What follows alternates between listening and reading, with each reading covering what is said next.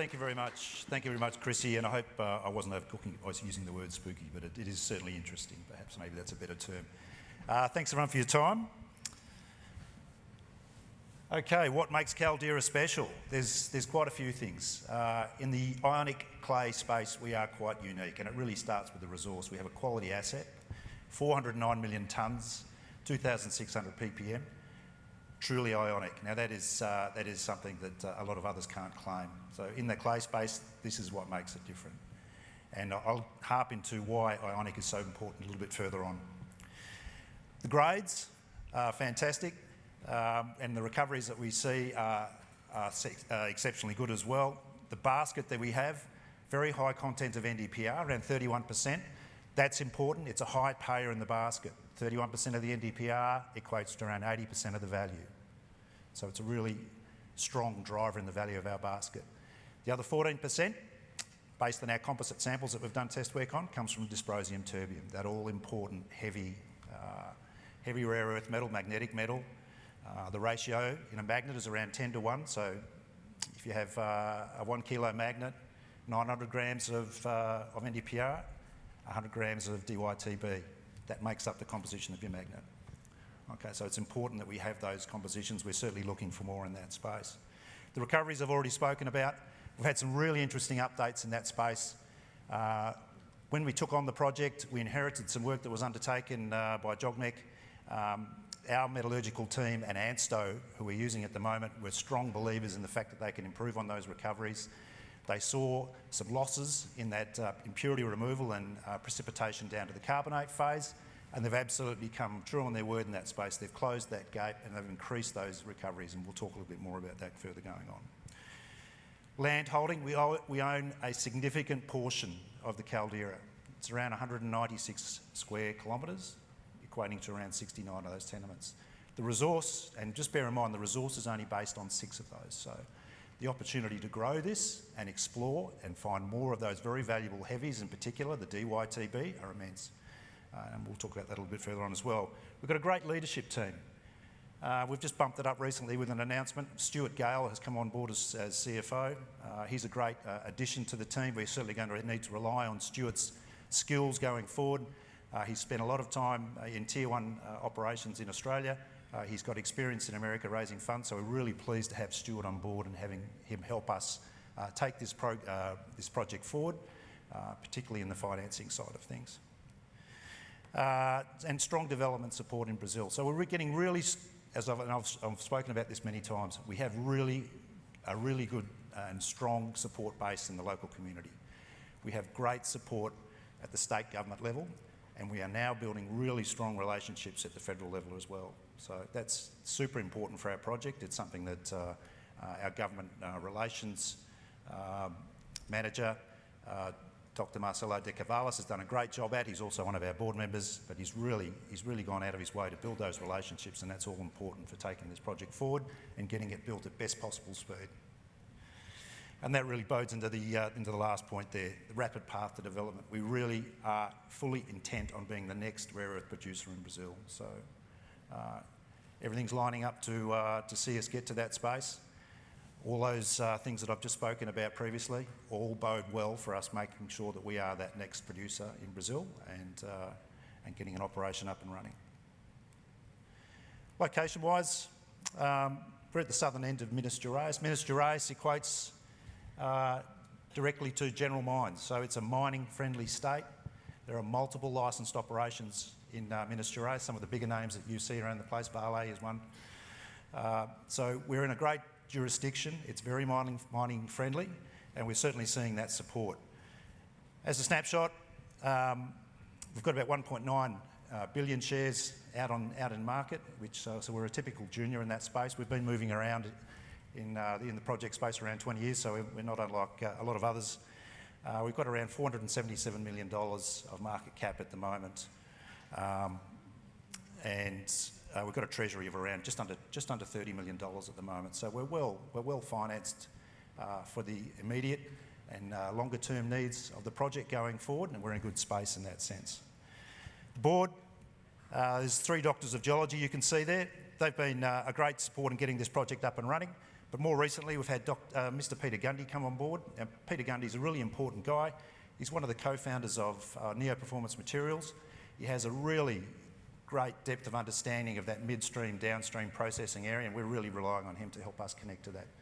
Connect those dots going further downstream, getting offtakes in place, and working out those opportunities for us in that vertical integration space in the rare earth industry. And I had to throw that in there, but we've just also recently admitted to the ASX 300, so that was a welcome surprise. We certainly weren't expecting that. But being an index fund now certainly comes with advantages, and we're enjoying those. The differences between hard and soft rock or clay deposits, it really comes down to cost, capital cost and operating cost. And there's a few reasons for that. The ionic clay deposits, the name ionic is important. What it means is those parent minerals have weathered down, they've broken down, and they've released those rare earth elements into the wider clay environment. The rare earth elements have a strong positive attraction, the clay particles have a strong negative attraction, and they adhere to each other, much like sand on your foot as you come out of the ocean at the beach. It's that same sort of stickiness. They're not entrained inside the mineral. There's no robust processing requirements to break open those clay minerals to get at those rare earth elements. They're attached to the outside, so that's the difference. In a hard rock space, you need to break open those primary minerals to access the rare earth elements inside and then process those elements to get to a carbonate phase. Mother Nature has done all that work for us up front. That equates to a much simpler flow sheet. It equates to a much lower capex, it equates to a much lower opex, and we certainly see ourselves being at the very bottom end of that operating cost curve, which is important, particularly when you see some of the pricing cycles that are coming, washing through the market at the moment. It's a tough market in the rare earth industry at the moment, but some of the numbers that we're seeing coming through from our scoping study give us a lot of comfort. We're certainly going to be well and truly a going concern, even in these tough downturns in the pricing regimes that you're seeing coming out. This is a really interesting graph. So this is all about neodymium, praseodymium content, which is, as I said before, a major player in our basket. It's a major player in a lot of baskets. Not all baskets, but a lot of baskets. So it's a good yardstick. In that yellow band, you can see where most ionic clay deposits live. They live in that 700 ppm to 1200 ppm sort of range. When I first was shown the data for this project, I really didn't believe what I was looking at. You can see how much of an outlier this project is. This is based on the inferred resource, on the original JOGMEC drilling, the very shallow drilling, which doesn't go down to depth. But this thing is absolutely off the charts, and there's a good reason for that. But before we get to that, the bubble on the very right-hand side is the 3,000 ppm cutoff rate. So there's over 100 million tonnes at over 4,000 ppm TREO. And this is what we're playing with in our studies going forward, and this is what we're going to be running our mine off for the first couple of decades. So that is one of the major levers that this project has. It's a very high-grade deposit to start with, but it's got an ultra-high-grade core that we can play with as well. Gives us tremendous opportunities in that operating cost regime. And this is why it's so good, and this is the spooky bit, Chrissy. So I hope you're paying attention. Why is it so good? It's a constrained environment. It's geographically constrained. It's a caldera. It's much like a bucket, essentially. It's ringed by mountains. Nothing can escape from that environment. All the rain that falls inside the caldera stays inside the caldera. There's one small creek system that escapes it. You can see that the alkaline intrusive, the syenite granite, coming through from the middle, that's about 70 million years old. It's been weathering down on itself with these clays, and these rare earth molecules have got nowhere to go.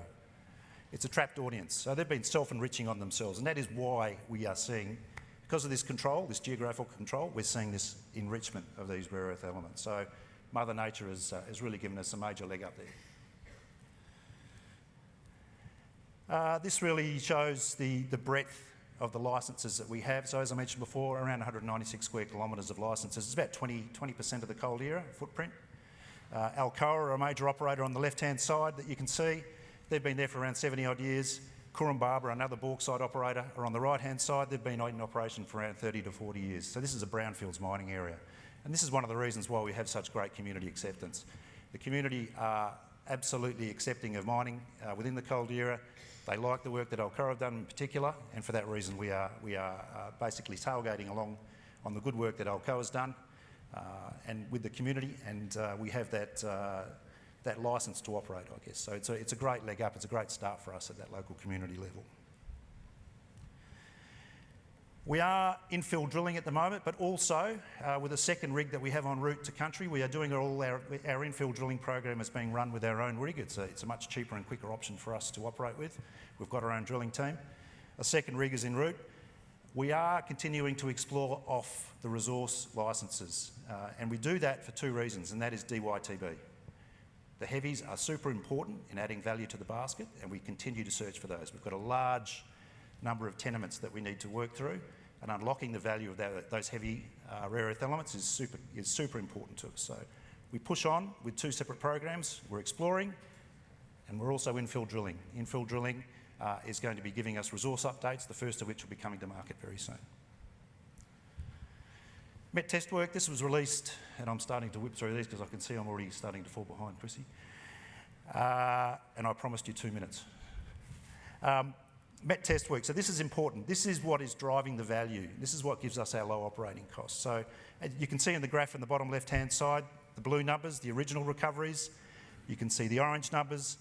That's the recent ANSTO work, which closes that gap, and it's all in that impurity removal phase and the precipitation down to the carbonate phase. So they've closed that gap. They've added that extra value. What does that mean as a throughput story? Every tonne of ore that we put through the plant, we were recovering around 1.9 kilos of TREO. Now we're recovering around 2.1, 2.2 kilos. That's the difference. That is the driver that lowers our operating costs. We recover more metal. The basket value stays the same. More metal, lower operating costs, more cash flow. The important thing there too is the impurity. So on their very first pass, this is an ANSTO off-the-shelf test. There's no optimisation work done here. They have produced a carbonate which is eminently saleable. There's all but one separator outside of China that will take this carbonate as it is. And uranium at 50 parts per million, completely acceptable to all but one. So it's a benign carbonate that we've produced. You can package it up, truck it, ship it anywhere in the world without any sort of placarding. It's a safe product. This is the focus for our studies going forward. You can see the proposed process plant. You'll be seeing this coming out in the scoping study. That'll be coming out in mid-May. We can't put that out at the moment. We're waiting on those measured indicated resources to come from the drilling that you can see in Suburbo and Capo de Mel. Once we have those two out, they'll be getting released sequentially over the next couple of months. We'll reschedule, we'll get those tonnes and grade back through the financial model that we already have, and we'll get those metrics out to market. And I'm looking forward to sharing that all with you because they're great numbers, they really are. The reason we like this area too, there's all-weather access roads. There's a 138 kVA power line which runs directly to within half a kilometre of the site, 100% hydro-powered.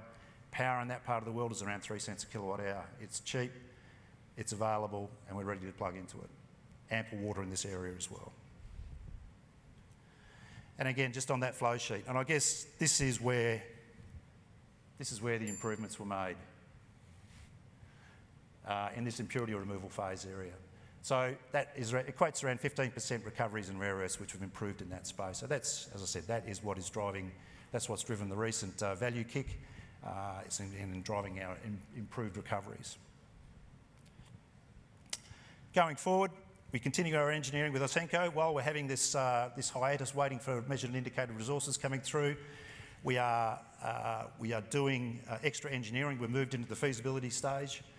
So that work is continuing. We've just recruited a GM of projects. He's a key guy going forward. He's going to be driving, he's got a lot of work to do in a very short space of time, so we need that person in there to drive that process forward. Environmental, that's progressing extremely well. We've got the EIS report that's been written, it's being reviewed at the moment by us, and that'll be getting submitted probably a week or two early, so we're ahead of schedule there. And that's important for our end of next year, all-important timeline. We're getting our permit to construct. We've been guaranteed that by the State Governor Minister Reyes as long as we comply. So everything is on track for that time frame. Metallurgy, we continue on. That's moving into a continuous piloting phase very shortly. So excited to see how that goes.